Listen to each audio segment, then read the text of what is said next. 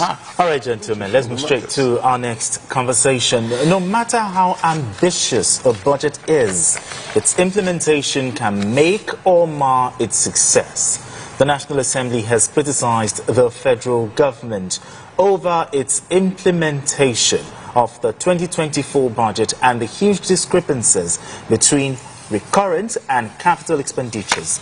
At a joint sitting, the chairman of the Senate Committee on Appropriations, Senator Solomon Adiola, and that of the House of Representatives, Abubakar Barichi, expressed concerns over the huge discrepancies in the size of the recurrent expenditure compared to the capital expenditure.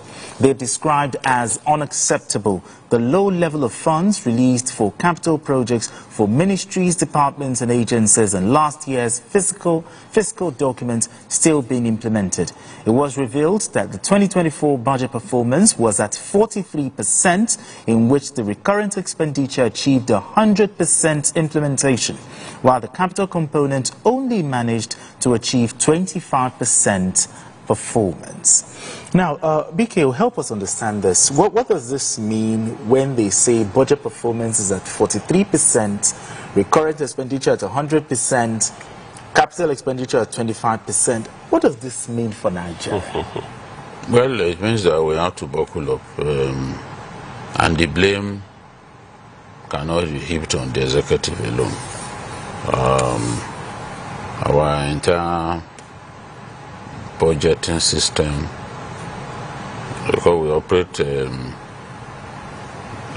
kind of budgeting system that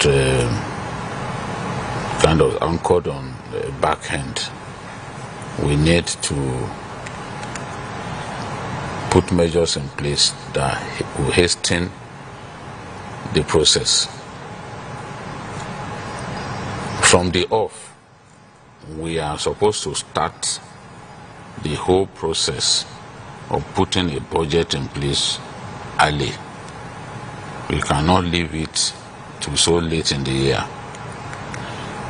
Second, the executive would not release money for the capital projects of those MDAs unless due process is followed. Okay. We have to go through procurement. They will advertise, and when they advertise, sometimes they wait for like 3 months. They advertise in 3 major newspapers. That's mandatory, so that you can have competitive bidding for those contracts. Because most of those contracts, most of those projects are contract based. So you can't just release money and say, okay, go and start. They must follow due process. And if they don't follow due process, the National Assembly that is complaining now, they will also complain. So the Bureau of Public Procurement has to also hasten its work so that they can sign off on projects in good time. Okay. And when they sign off on projects in good time, money gets released, and then those projects can kick up. I'm not going to deny that sometimes politics steps in. Money gets released for a particular project, for another project, money does not get released, and then you'll be wondering, why is this so? Why is this so? So the technical bids, the financial bids must go in quickly so that we can hasten that process.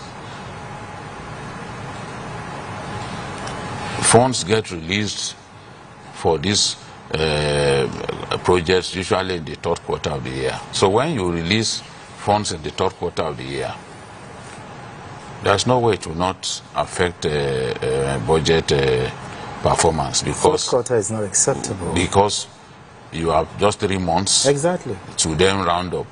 That you don't have enough time. Some of the projects in the last fiscal document are still being, the funding for them are still awaited as we speak. Really? Yes. For the 2024 fiscal document, funding for some of those projects are still being awaited.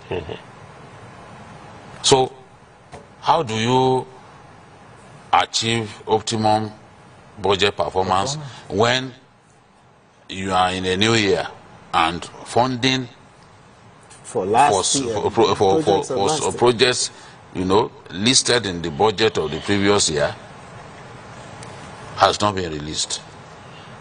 So that's why I'm saying, look, we have to find a way. How do we? I'm not going to suggest that, okay, scrap BPP, scrap the procurement office. No. All of that, they put all of that in place so that we can have transparency and accountability. We can have accountability in our in the matter of budget process, budgeting, and even award of contracts and all that. You must go through competitive bidding. Somebody comes, he says he wants to buy an airport in Nigeria. A minister can't just wake up and say, okay, because this person is my friend, he must win the bid. It has to go through competitive bidding. We want to see the newspapers where they advertise, because you have to be fair to everyone. Exactly. As a Nigerian, if I have the money, I should be able to bid. Yeah. And I do not want to see you make life difficult for me in the process of bidding, because you have a preferred bidder, you have somebody that you want. So these things we have to, I will say that the blame cannot be heaped on the executive alone. We have to start our budgeting process early. The procurement office, the BPP, they need to hasten their work so that once contracts are awarded in good time, funds are released. Exactly. The Ministry of Finance, the Ministry of Finance must ensure that funds get released in good time. So once these processes are hastened and funds are released in good time, the projects can go on. Now let's talk about the implication of this in the economy. The president, we know that is doing everything to, you know, striving for economic revival. But with this situation, what is the implication on the economy? Well, we'll always do catch up, and which is what we have been doing. But I am hopeful, because there are certain things that will also determine how fast we can move. Number one is even the availability of the funding for the budget. Because sometimes government will wait for Federal Inland Revenue Service, Nigeria Customs Service, and others to rake in money. You also have, like BQ said, the process you go through with the National Assembly, for instance, for the loan part of the budget, because we equally borrow. Exactly. We also have to factor in the fact that inflation is still high. Thank God the president has promised that whatever it will take this year is going to bring it down from about 34% to 15%. So when these things are in place, it becomes easier for us to meet the capital part of that budget, which is what drives the economy. Because, like we've heard from about 2 ministers now, this government is trying to award contracts and pay up front. So that when you come back to say, I want to renegotiate, they say, no, we've given you the money. Exactly. Whatever you did not do when we gave you the money and inflation caught up with it, then it's your business. So it means the money must be there. And then we wait until when the money comes in. NNPC must do its part, FIRS must do its part, Customs must do its part. So it's a big situation we are contending with. But like we are seeing in the last few months and over 1 year now, things are improving. States are getting more money. Federal government is getting more money. And that is the reason why some of us are bothered that people are really not looking at what is in the tax reform bills before making comments on it. Because these are areas we can use to ensure that the funding of the budget runs smoothly. Until when we achieve that, what we'll be doing is focusing on recurrent, because that is what civil servants survive on. Yes. Without paying, that's why it's always... They achieve 100%. 100%. They will always achieve 100%. That will always happen.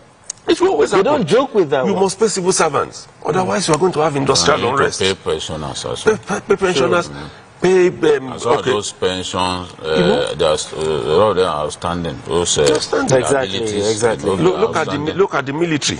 They have just been paid now because all right, it was going to become a problem. All right, gentlemen, let's move straight to our final conversation.